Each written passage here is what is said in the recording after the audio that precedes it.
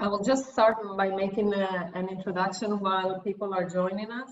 It's very nice to see you all again at this second webinar of the Canada Excellence Research Chair Program. And I'm Triandafyilidou. For those who don't know me, I'm the chair holder, and I'm very happy to have several colleagues, both from Canada and abroad, joining us today. Today, I mean, the general topic of our webinars is, of course, the impact of the global pandemic and what has ensued the pandemic on migration, on different aspects of migration. But today we have chosen to take a bit of a positive, the sunny side of things, to consider how the crisis is also an opportunity for solidarity, and what are the challenges, but also the responses and the resilience that people and communities show. I'm very pleased to welcome in this webinar Caterina, who is normally based in Montreal, but now, as a result of COVID, she's in Belgium. Caterina, Francesca, Guidi, who is also my former colleague from the UI in Florence, Italy, and right now in Florence, Italy. And Margaret, Godoy, and Harald Bauder from here, from Toronto, and from Ryerson. As always, Claire and Michelle, my colleagues, are playing hosts. Just some practical information. So we will start. Actually, I'm the first speaker today. I have the pleasure to be the first speaker. Then I will pass the floor to Caterina, to Caterina, and then to Margaret and Harald. We'll take each one of us 5-6 minutes to say a few things about the topic, and then we will open to questions and answers. We have decided to have the chat room open for everyone to see. That means, and I will try to gather the questions and ask the speakers. So if possible, refrain from using the chat room to say, oh, hi, hi Harald, how long? I haven't seen you. Oh, great to see you, John, and so on, okay? Because the other time we did it that people could only write to the host, and people were hesitant whether to write to me, to each of the speakers, to the host, to the technical host. So there was a bit of a confusion. So we thought it's nice also for everyone to see the questions asked.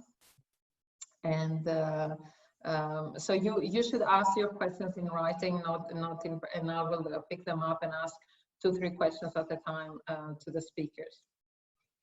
So I think we're now 12:05, so I think it's time for us to start effectively, and maybe people will keep joining. So as I think myself, like many of you, have been thinking of what are the challenges, but also the opportunities that the crisis brings to us, and particularly the global pandemic crisis in relation to migration. And my own thinking perhaps has been influenced by my very situation now in Canada, being effectively a resident, but a work permit holder, technically and legally. And while, of course, I'm very grateful to the Canadian government for everything, and to Ryerson for everything that they do for me, it came a bit as a surprise when, I think it was the 15th of March, Canada announced that it was closing its borders to non-citizens and non-permanent residents. For those international, for those people from outside Canada who are joining this webinar, I just want to give this short explanations that in Canada, the status of permanent resident is very similar to the status of a citizen, only you don't have political rights. So imagine when you enter Canada at the border, actually there's one line for citizens and permanent residents and another line for everyone else. So it is a status that has certain privileges, and it is a status that in Canada you can also have on day one when you arrive. So if you have been assigned the status to migrate to Canada, it's not a status that you would necessarily get after being here for 3 or 5 years, which is usually the case in most European countries that I'm familiar with. So this is just a short explanation. So Canada said, it was a Monday, by Wednesday we're closing the border to non-citizens and non-permanent residents. And then, of course, that prompted a lot of discussions, including practical and legal discussions. What happens to people like me who have their lives in Canada but are on a work permit? And maybe I'm one of those who have the luxury of being, a high-skilled migrant. There's a lot of also low-skilled migrant, temporary migrants who were legally in the same condition. but also all the international students, so people on study permits would fall under this category. Interestingly, and as a welcome surprise, very quickly, the IRCC, Immigration, Refugees, Citizenship Canada, overturned this decision, and by Friday that week, I think it was like the 18th of March, said, okay, people who hold work and study permits are also exempt from the border closure, suffice they can prove they have effectively their residence in Canada. And I'm just using this example to say why that this very small but very important distinction made me think of what is the role of borders under a pandemic, and whether the borders are really becoming higher and less permeable, or whether the pandemic also, with the fact that we are all affected by it, is prompting us to think more of solidarity across borders.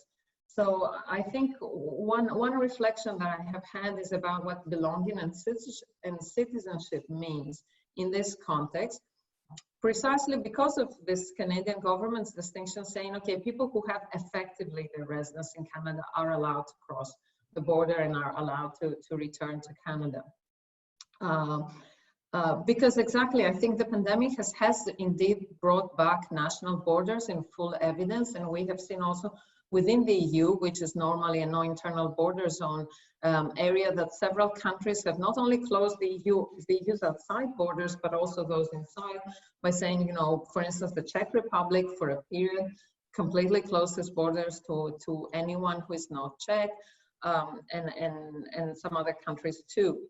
But this, I think, has brought me to think, on one hand, that national borders may give us the feeling of security and certainty, but at the same time, the way they have been closed, so still allowing for citizens to cross them, have, I believe, little effect on the virus and little effect on, you know, on the pandemic.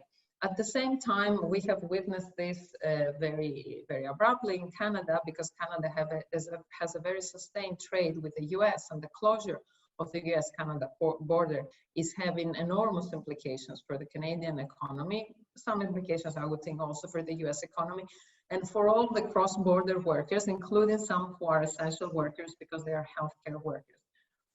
So the question I think that I have been asking myself also has to do with some examples that I have read on the Italian media about Italian citizens who, when the pandemic broke out in the north of Italy, traveled back south.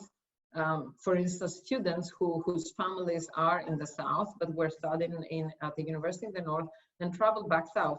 Obviously, there were no borders within Italy, and well, initially there has been a closure of what was called the red zone, or the safety zone later, which was basically Lombardy, but initially people could travel, and some, even if it was forbidden to travel, they did travel and they did go south, and in some cases did provoke, fortunately, small community outbreaks, which then raises the question for me, what is the level of responsibility, of civic responsibility for the citizen? Who is allowed to cross the borders, whether international or within their country, and how they behave?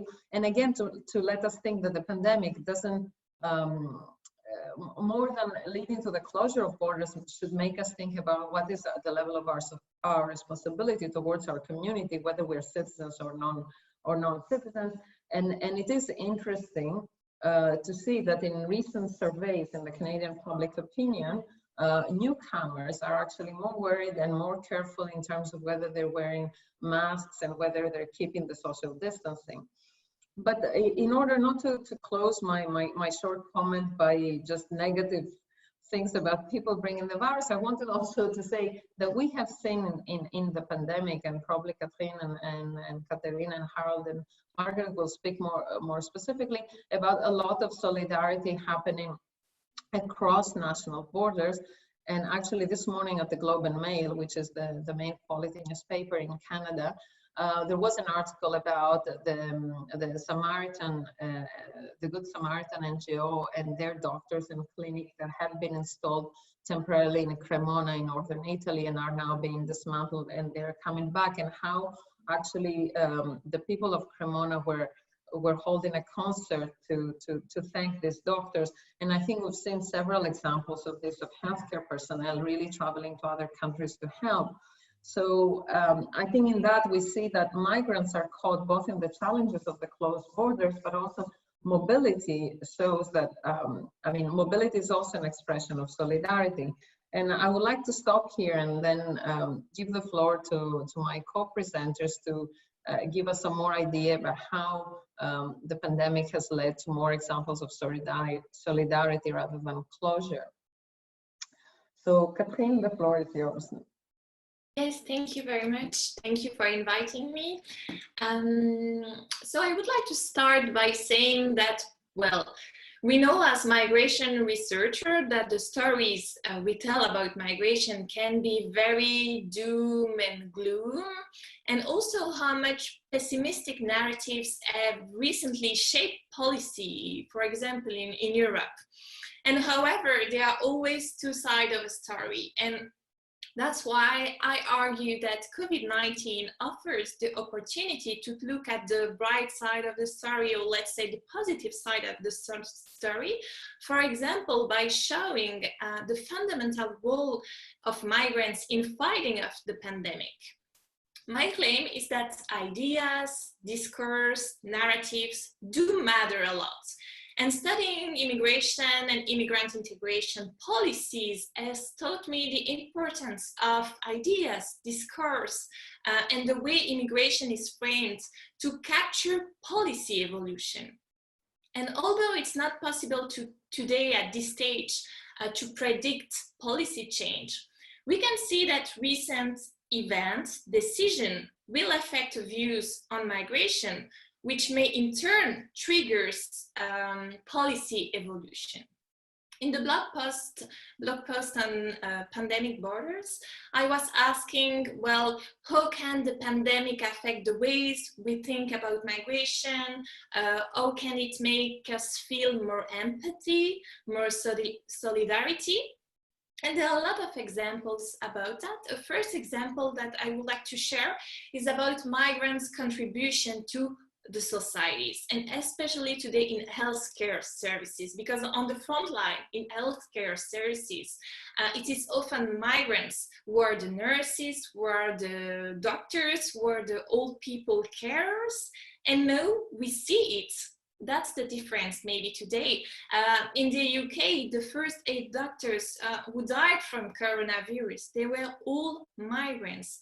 And it strongly revealed how Britain's healthcare system depends on foreign doctors. And there is also this moment with Boris Johnson. So I don't know if you have seen it, but isn't it impressive that the 2 nurses whom the Prime Minister of Britain, British Prime Minister Boris Johnson, mentioned in his note of thanks to the NHS, as those who really helped him in his recovery, both were migrants. And he told us so. He told like Jenny, I think from New Zealand, Raul from Portugal. So this is important to see this contribution and to see this recognition, to recognize that migrants contribute as much to the host society that to the countries of origin, and that recognition should come with better treatment of migrants and with better policies. We can also see evolution about some awareness, maybe the awareness of vulnerability, because today this crisis, by confronting every human being and even the wealthiest to their own vulnerability, this crisis, well, let's say dramatically illustrates how life is fragile and how everyone might need protection at some point. And this is the basis of international protection. The international protection system, the Geneva Convention, was strongly built on the awareness of everyone's vulnerability. It was in the aftermath of World War II. And there are other awareness, maybe the awareness that threats do not stop at the borders. It can be a disease today, but it might be in the future a natural disaster or anything. So I think these stories of this view might open avenues for a more global and renewed debate on migration, especially if we succeed in rethinking the dichotomies that structured the debates on migration before COVID-19. Before, it was all about, let's say, us, them, inside, outside, or voluntary forced migration, regular, irregular.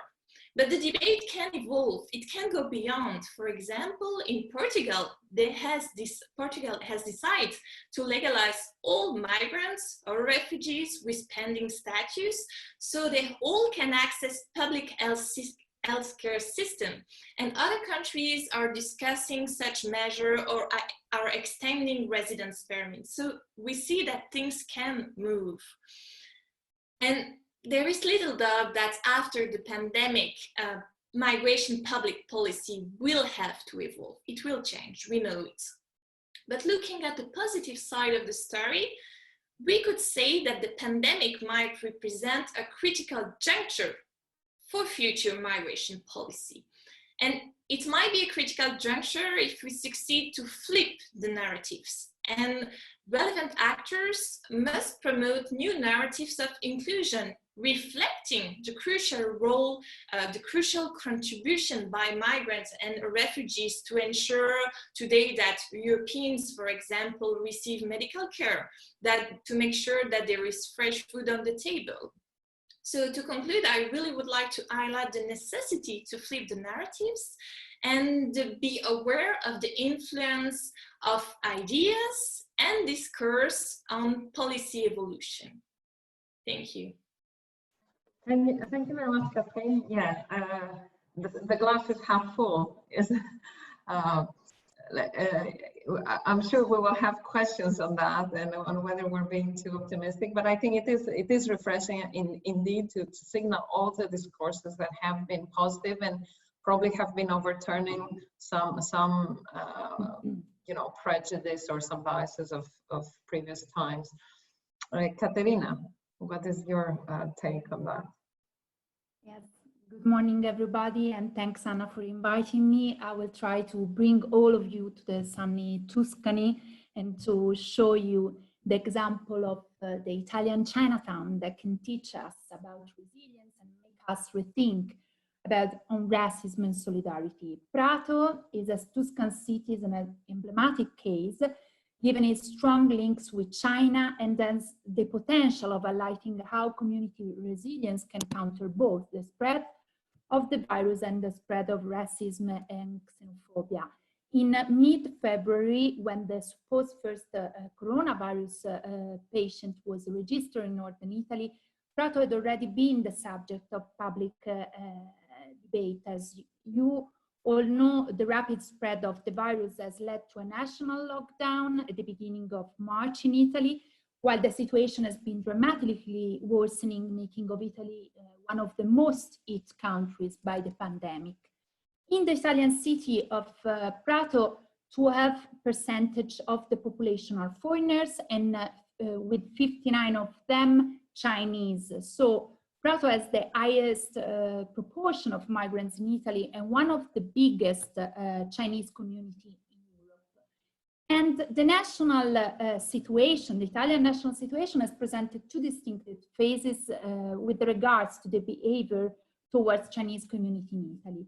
So from the beginning of the year until the mid of February, the growing number of infections in Wuhan started to be monitored daily by international and national media, as we know. But the international community thought that it was only a Chinese issue. At the end of January, when 3 cases of COVID-19 coming from China were discovered in Italy, Italy decided to stop the international flights with China and to close the borders, but judged exaggerated by the segment of the population and part of the government. Since then, due to the fearful situation and confused messages coming from Chinese and Italian official bodies, Italian newspapers have reported daily episodes of racism against Chinese people, bullied or discriminated by Italians on the street, or Chinese children isolated at school, an undeclared boycott of Chinese shop. In this case, Prato is an extraordinary case of study, because from mid-January, so from the beginning, almost from the beginning of the year, the Chinese community of Prato put itself in a voluntary self-quarantine with a strong sense of discipline, despite the majority of Prato residents come from Wenzhou, which is 1,000 miles far from Wuhan. So 1 month before anyone else, Prato Chinatowns look as they look the majority of Western cities right now. So empty streets, desolated square, and people wearing protective masks and maintaining a social distance. Chinese people monitoring each other through online chat, explicitly dedicated to the kind of COVID-19 symptoms, in the numerous of people coming back from China after years celebration. On the first weekend of February, the ritual celebration that usually they're held of the Chinese New Year's Eve were cancelled by Prato Buddhist Temple and Siena Italian Association to demonstrate solidarity with China's struggle against COVID-19. And many solidarities, such as were launched during these months. So it's been estimated that 100,000 masks have been sent from Prato to China, and 30,000 more have been brought personally by representatives of the Prato Buddhist Temple to the most hit zone in the northern Italy. And from the beginning of, as you know, of the Italian lockdown, doctors and amendments from China, from other EU countries, from the rest of the world arrived to help Italian workers. Prato Chinese citizens started to donate voluntary masks and neighbors and to people across Italy. So numerous national newspapers are depicting Prato as a model of dialogue and public health prevention. We have to say, which is the most interesting, that at the time of this speech today, no single cases of Chinese affected by COVID-19 has been registered in Prato Hospital, which is, by the way, one of the last province of Tuscany. But it should not be the creation of further mites on the Chinese community. It only means that preventive measure and constant dialogue between the community and local administration level, municipality, district, schools, regions have been working, which is kind of novelty. And however, the recent decision of the majority of Prato Chinese firm of not reopening, even if it's allowed from mid-April, due to the instability of epidemic, means also something else. So Italian citizens seems to have changed their xenophobic attitude of Chinese citizens in this case, recognizing the importance of their behavior during the pandemic, as much as Chinese citizens seems to devote more attention to economic aspects of the crisis. And we should not also forget that together, along together, this important solidarity demonstrated at an individual level among citizens, China is also playing an internet game through their communities, trying to overcome, in a way, the stigma of being the world's infected. And I think that in these times of confused messages and high uncertainty, Prato seems to be the practical example that old narratives such as racism versus solidarity or national borders are surpassed partially and can only describe a part of what is going on with this pandemic. Thanks for your attention. Thank you very much, Caterina. Indeed, it seems that Prato has been a microcosm, as if it was a real case, how can I say, example of all the tensions quite condensed. Yeah, but for me, what is interesting is also how the Chinese, and we might have some questions about this, how the local Chinese community has reacted, and how this has little to do with the fact whether the residents of Prato are Italian citizens or not. So a sense of how can I say, belonging and a sense of responsibility. Of course, a fear of racism that was addressed to anyone looking Asian. Yeah, so I think this is some of the very interesting issues here. Harald and Margaret, I understand Harald goes first. Okay, well, thank you, Anna. So Margaret and I, we have been working on the idea of solidarity cities. I have looked at this in a global perspective or an international perspective, and Margaret is zooming in on a Latin American perspective. But before we get to the city itself, I wanted just to offer a wider perspective of solidarity, because I think there are very different meanings of the concept of solidarity, and it relates in migration research in general to very different kinds of viewpoints. And I think in our discussion that comes out very, very nicely as well. So one of these perspectives, for example, relates to loyalty. One can be loyal to the nation, to the family, and to the city. Or also another perspective, self-interest, solidarity out of self-interest. And I'm hearing often in the EU, and it comes out in the literature as well, that EU member countries should help each other because it's in our own interest, because we will all be stronger. Especially in a migration context and the distribution of refugees. Then compassion. Solidarity out of compassion. Some of the images that I have in my mind is from 2015 at the train stations in Budapest and Munich, for example. Conviction is important. Often solidarity because it's the right thing to do. And in the migration context, it often relates to or it can relate to a human rights perspective, for example. And then the final one, and I think this is probably one of the most important ones, at least for my research, subject formation, that solidarity speaks or has a transformative potential and the potential to create new political identities. So Margaret and I, as I just mentioned, we've been working on this solidarity city idea, and it's very interesting how these different perspectives and dimensions of solidarity converge within the urban context. There's an urban community that may be loyal to all its members, and for that reason includes migrants, refugees, and with status or without status.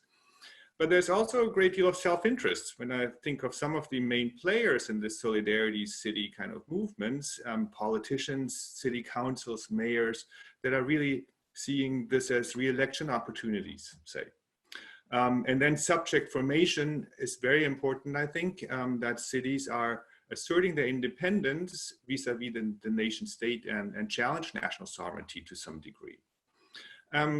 And I also just wanted to draw attention to these interesting geographies, especially in the solidarity city kind of context, that we see solidarity within city boundaries among the people who are members of, who consider themselves to be members of an urban community, but you also see solidarity between cities that are similar situations.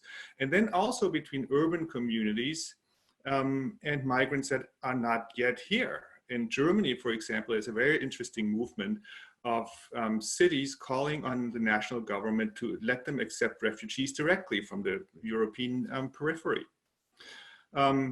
So I'll end here. I'll pass it on to Margaret to drill down on solidarity cities in a Latin American context, in the context of COVID-19 in particular. Yeah, thanks, Harald, and thank you also to Anna and the team for organizing the discussion. And what I'd like to offer really is a glimpse into the potential of solidarity cities, as Harald mentions, and responding to the pandemic in the context of Latin America, and more specifically speaking to the case of Chile. I should mention this is a topic of ongoing study for me. I'm completing my master's thesis over the next few months. I'm in the initial phases of research right now, beginning empirical research shortly, which is all to say that in addition to any questions at the end of the presentation, I also welcome feedback. In Latin America, solidarity cities, the tradition, it goes back for decades, notably to the 2004 Mexico Declaration and Plan for Action, which outlined a regional framework essentially for solidarity, including a solidarity cities program.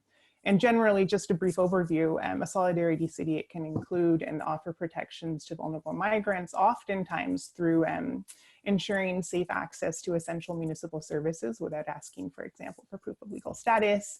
And this framework for safe access is really important, but it's only part of what comprises the solidarity city. Typically, they'll include both bottom-up initiatives for inclusion, spearheaded by grassroots organizations and a variety of civil society actors, as well as top-down policies enacted by municipalities. And this ties back into the different types of solidarity that Harald's just outlined. And it's really the intersection of these two approaches that I think is critical to explore, especially now with mobility restrictions currently in place. How can a solidarity city continue to enable participation for vulnerable migrants? And what's the role of civil society actors in facilitating this transformative potential of solidarity cities in the time of COVID-19? So turning to Chile, we can already see how some solidarity cities have laid the groundwork for meaningful inclusion and protection of migrants. One example is Quilicura, a municipality in Santiago, which in 2014 was named a solidarity city by UNHCR.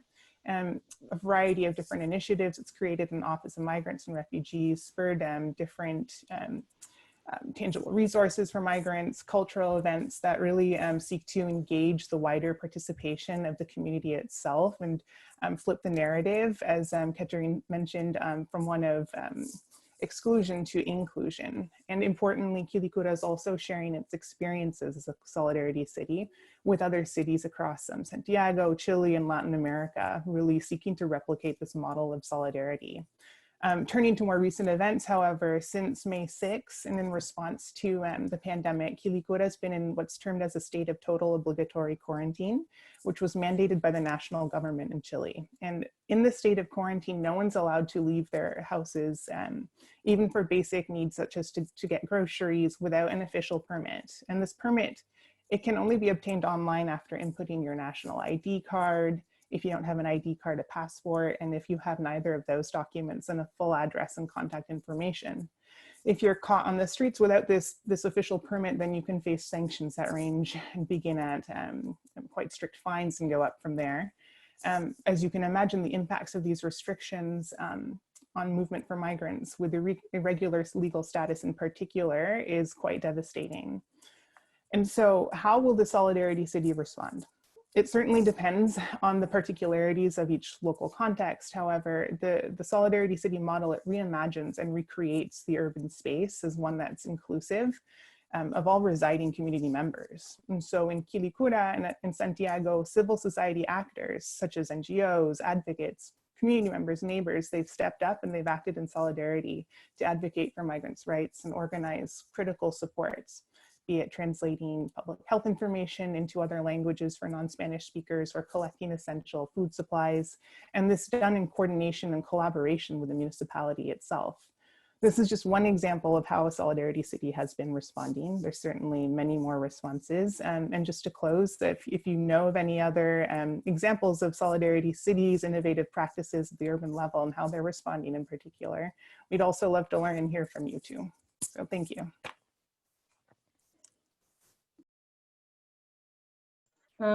Thank you, Margaret. Thank you, Harald, for this.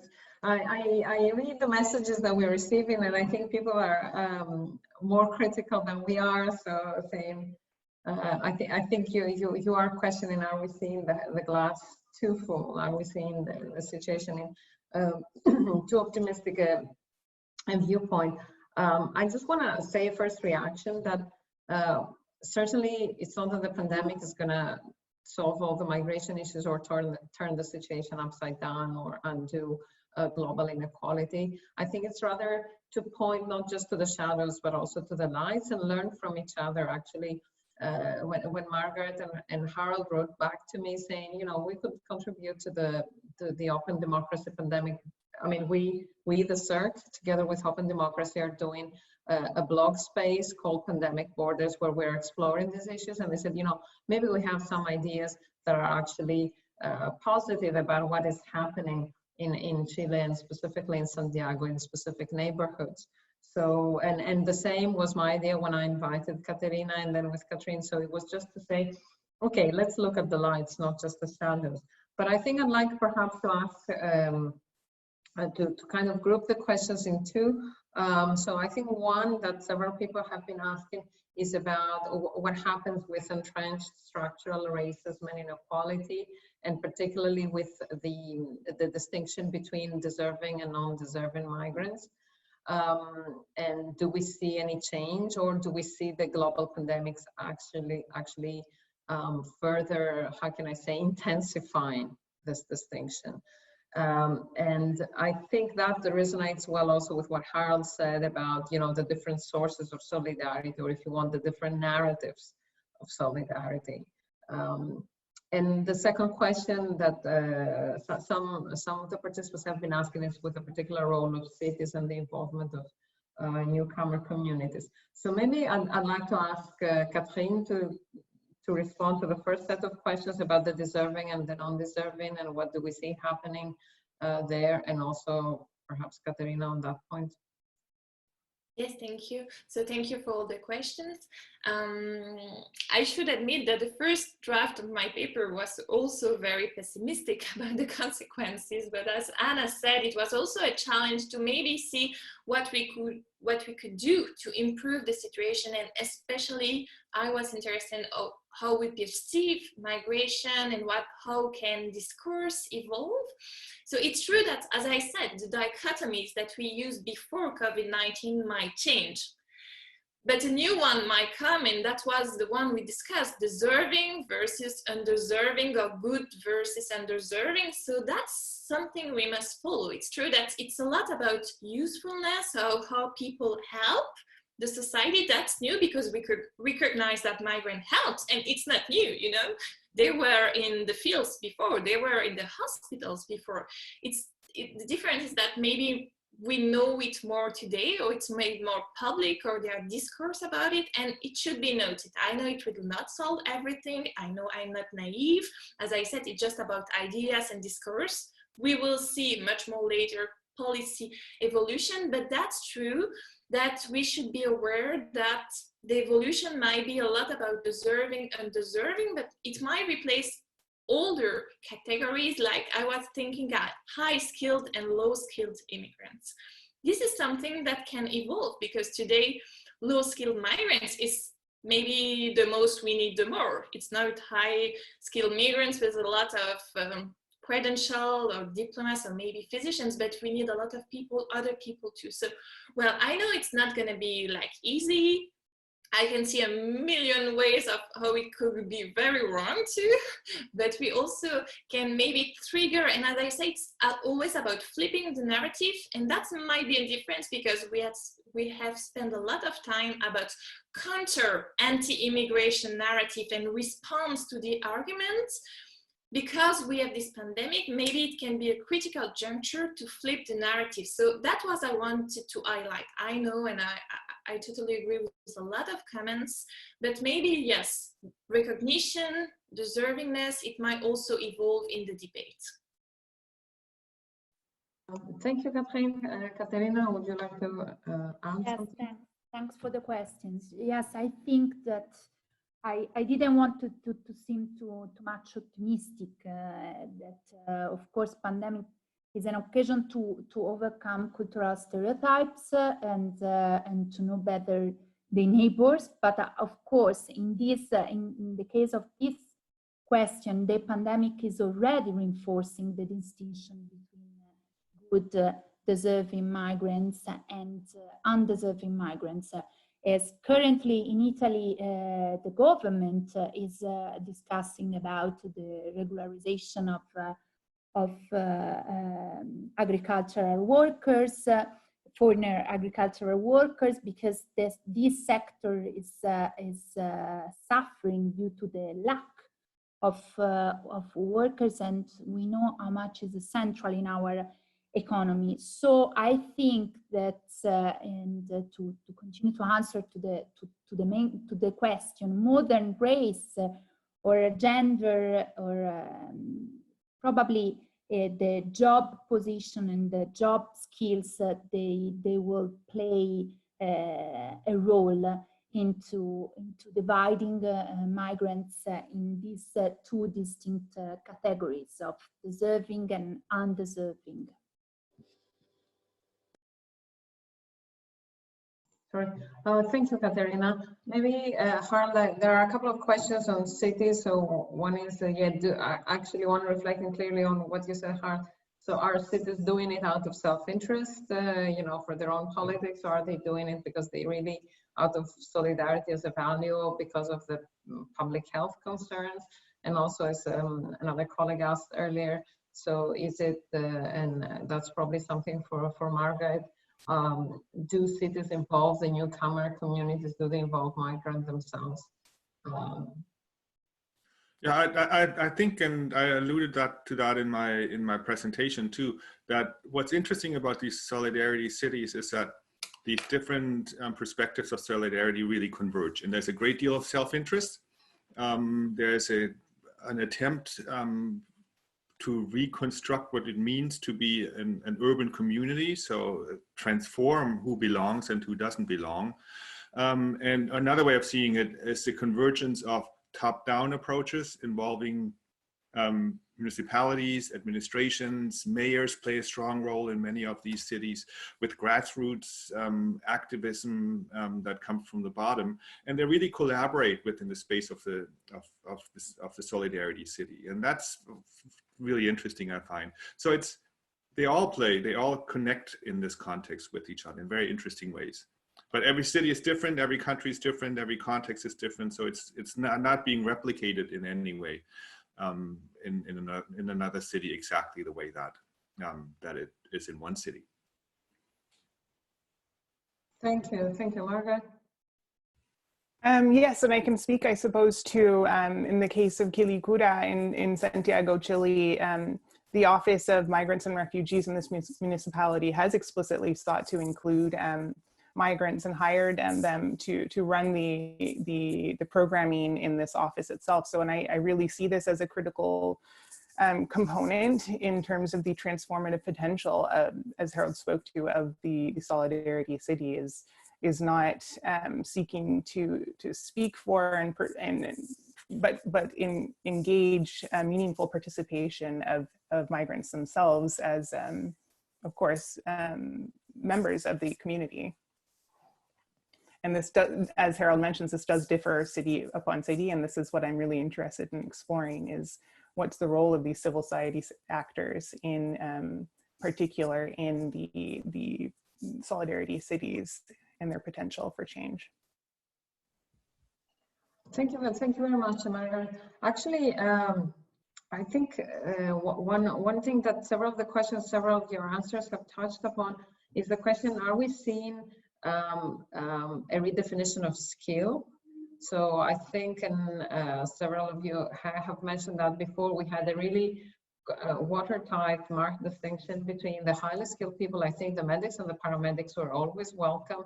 Maybe their social contribution was not so much in the under the spotlight, but they were always welcome, and likewise scientists and people with high qualifications, even if oftentimes whether in countries with a proactive migration policy like Canada, or in countries with a more passive migration policy like most of the European countries, even if these highly skilled people did not always find jobs in line with their qualifications, they were always welcome. They're seen as those who do not need much integration efforts. They're seen as those who are able to blend in, and then the lower skilled were always seen as very disposable, like the migrant farm workers, or also the care providers, and a lot of the manual jobs, like in the food processing industry, typically jobs that locals do not want. And now we see a redefinition of this, as Caterina was also saying. Now the question is skill in a way becoming a new form of class or race?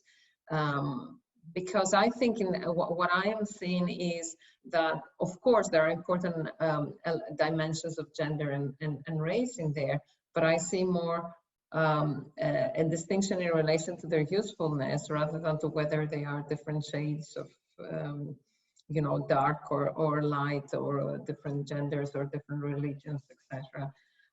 But I think the other thing that we are seeing also in terms of solidarity is the emergence of leadership of subnational levels on one hand.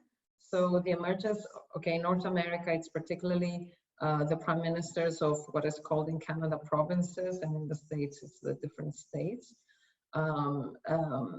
in Europe, I don't think we have seen that, and maybe the speakers would like to reflect on that. We haven't seen more visibility for the prime ministers, but we have seen more visibility for the health officers, the national health officers.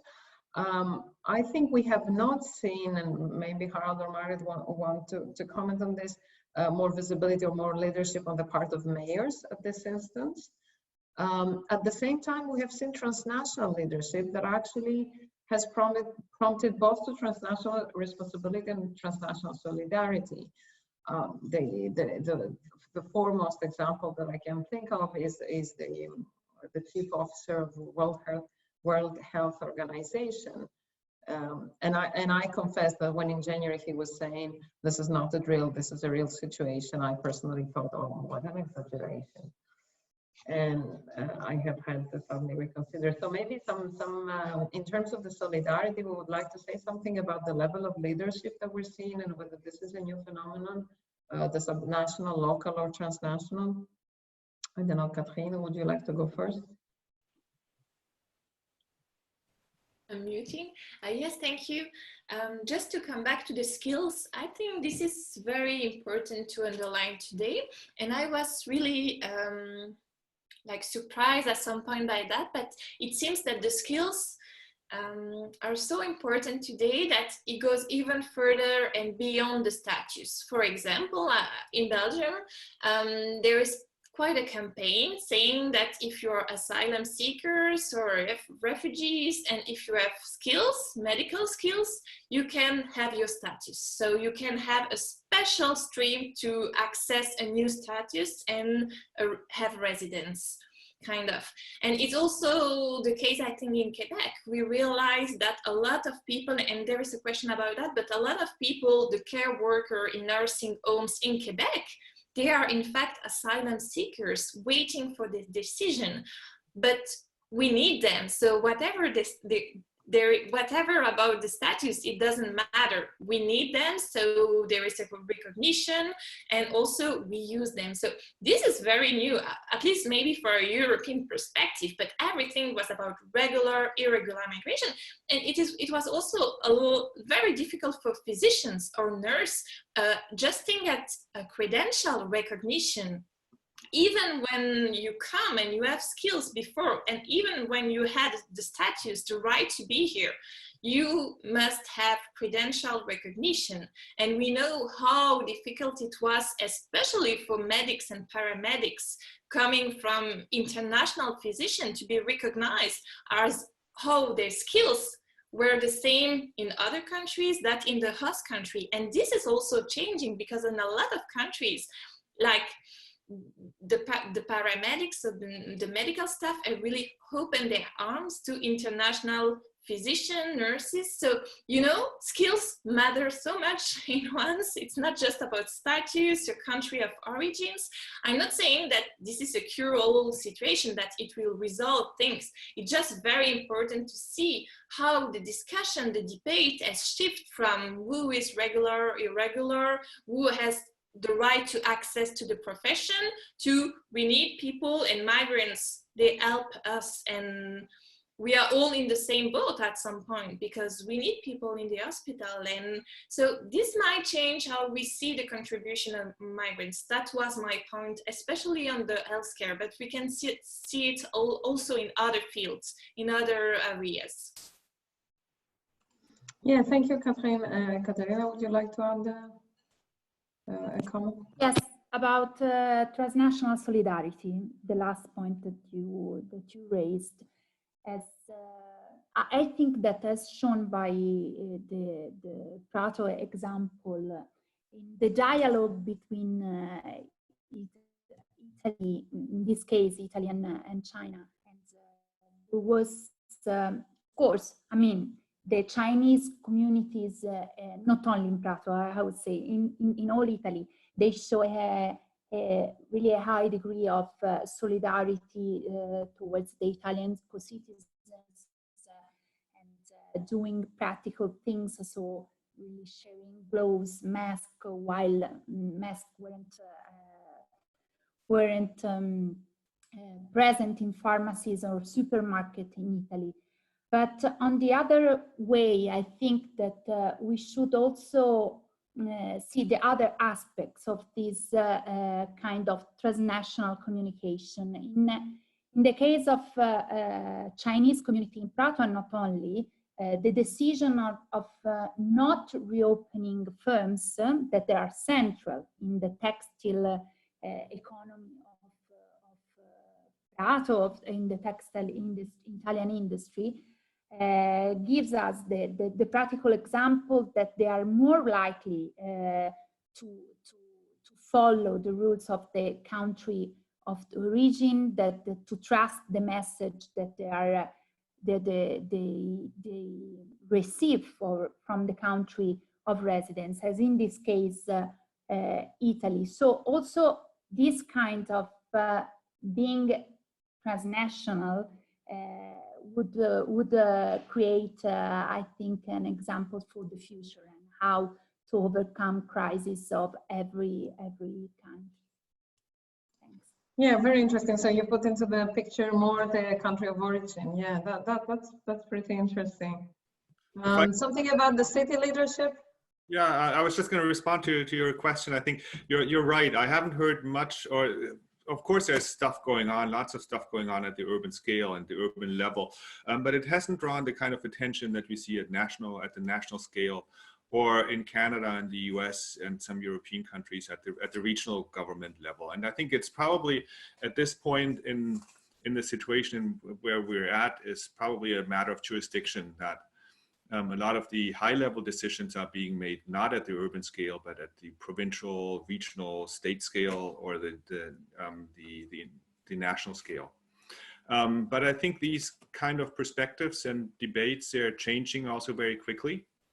And I wouldn't be surprised if we pay more attention to the urban scale in the future, because it is where a lot of things are actually happening, where people are making decisions, where a lot of people, that's where life takes place. And I think it's a matter of time until it enters the discussion and the debate. Yeah, true. We may see this leadership coming after the, at the so-called phase 2 or phase 3. Margaret, would you like to add anything? Just to echo, I think what Harald has mentioned, really, I think it will become more apparent. I think it depends as well on the country, obviously. In Chile, it's a very decentralized approach to governance there. In Santiago, it's comprised of dozens of municipalities. And so they're certainly reacting to national level directives, but there's a lot of responses. And so Solidarity Cities, they have already the framework for this inclusive approach towards migrants as well. So I think that's important to keep in mind as well. Yeah, I agree that this is important. I'd like to take up a question that I saw from Evangelia, which is a question that has concerned us here specifically at the Canada Excellence Researcher, as we have several colleagues that we had recruited and who should be joining us already this month, and they're not. And the reason is the interruption because of COVID. And I don't think that's very interesting. So Evangelia is asking, could we consider that some people might migrate virtually? So people who are to come into a country and who can do their work remotely, would there be? I think, yeah, we may. I mean, my feeling is that we may see some innovations. So what we're seeing now, something, for instance, unheard of for the last 10, 15 years in Europe, kind of ad hoc regularization. So we saw in Portugal it has happened, and probably it will happen in Italy too. And it cuts both ways. It has to do with addressing addressing shortages in the labor market in the field specifically, but also addressing the fundamental rights and the fundamental protection of these people. But we may also be seeing some other kinds of remote, for instance, you know that the IRCC Canada does not do person-to-person interviews, and they're working now through virtual interviews with people to land. Landing in Canada means when you will become a permanent resident. But for instance, for now, we see nothing in the front of work permits, new work permits. On the contrary, and that says something about whether it's solidarity or interest, the study permits are being processed. So it's a mixed picture, but probably we could see some innovation there. We have a few minutes left. So let me check the last questions. Yeah, I really like the question about why do we use this vocabulary of war? Truly, it's the heroes and the frontline workers, and it's a war against the pandemic.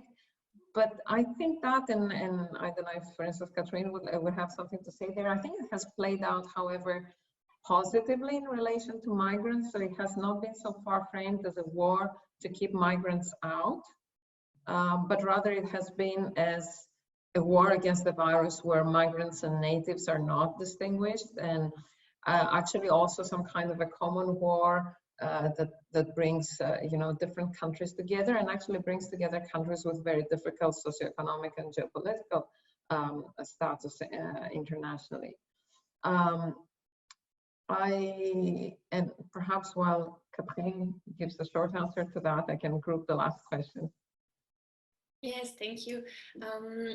Yet I think the rhetoric and the rhetoric of war, we can say a lot of things about it, but about migration, it has played well positively for migrants, because first they were on the front line, and as I said, we saw them, but also because there were like calls for help in different sectors, and migrants answered that. So for example, I remember some interviews from doctors, nurses, or even other staff workers saying, well, we are ready to help, just give her a license and we will be tomorrow in the hospital. I want to take care of your children, I want to take care of your grandmother, whatever.